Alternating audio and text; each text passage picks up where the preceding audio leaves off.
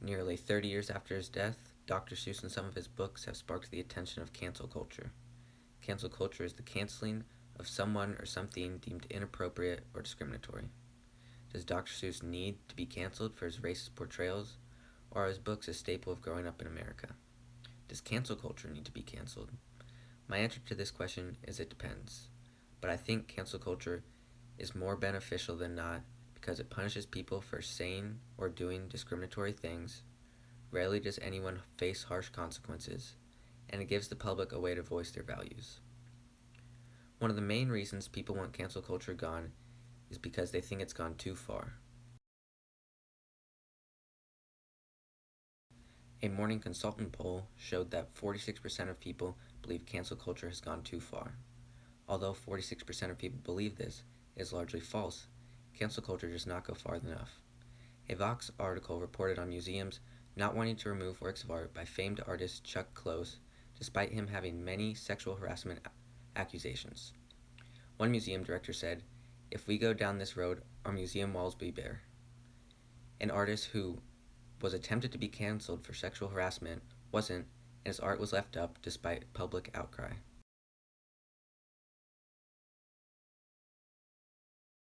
Looking at this chart, you can see that after a video leaked of Morgan Wallen saying a racial slur, his airtime dropped, but his streams remained steady and his sales shot up.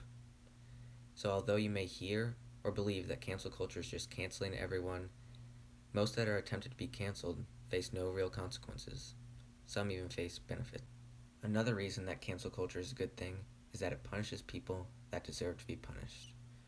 Los Angeles Times reports on the Dr. Seuss situation, saying, "What's wrong with having a few illustrations of random Asian characters with lines for eyes, wearing conical hats, and carrying bowls of rice, or African American men who look barely human?" Sprinkled throughout a children's book. Dr. Seuss used racist caricatures in children's books, which teaches kids from a young age the ideas of racism and stereotypes. So it is rightfully so that years later, people are calling for the production of some of his books to be stopped. Kevin Hart's End Run campaign to return his Oscar hopes after old homophobic tweets were resurrected.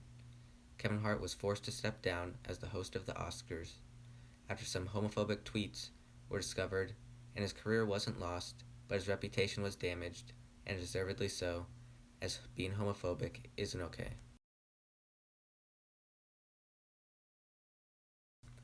A lot of people who don't like or want cancel culture around feel as though people have the First Amendment right and should be able to say what they want without fear of, say, losing your job. But the people outcrying for said person to lose their job are only putting pressure on. The company ultimately makes the decision, and the people putting pressure on are not violating anyone's rights. Finally, it allows the public to set values that they want and expect from celebrities.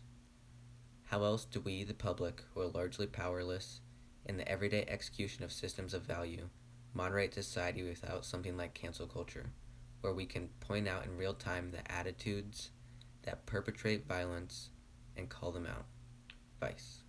Cancel culture allows the public to have power when someone does something they don't like and gives them the power to do something about it.